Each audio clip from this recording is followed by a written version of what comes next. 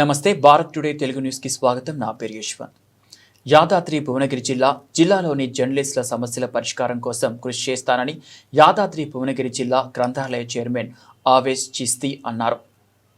Yadadri Bhuvanagiri press club 2వ వార్షికోత్సవం సందర్భంగా పట్టణంలోని పిన్స్ చౌరస్తాలో కేక్ కట్ చేసిన అనంతరం మాట్లాడుతూ స్థానిక ఎమ్మెల్యే కుంభం అనిల్ కుమార్ రెడ్డి దృష్టికి తీసుకెళ్లి ప్రెస్ క్లబ్ భవన నిర్మాణానికి కృషి చేస్తానని తెలిపారు.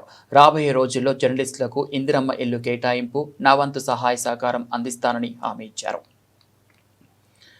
గౌరవ శాసనసభ్యులు అనిల్ కుమార్ రెడ్డి గారి దృష్టికి మేము తీసుకెళ్లి ఆ గుట్టలని ప్లాటింగ్ చేసి ఇప్పించే కార్యక్రమం చేస్తారా, లేకపోతే రాబోయే తరంలో ఇంద్రమ్మ ఇల్లు ఇచ్చే కార్యక్రమం చేస్తారా అన్నది మీరందరూ కూడా మాతో పాటు రండి.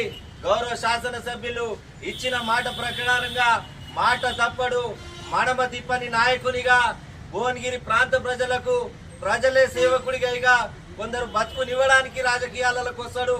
అందులో అనిల్ కుమార్ రెడ్డి ఒకరు. ఎందుకంటే కొందరు బతకడానికి కూడా రాజకీయాలకు వస్తారు.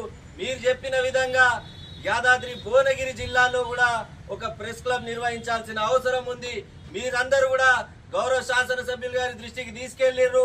వారు కూడా ఒక జాగా చూపించారంటున్నారు.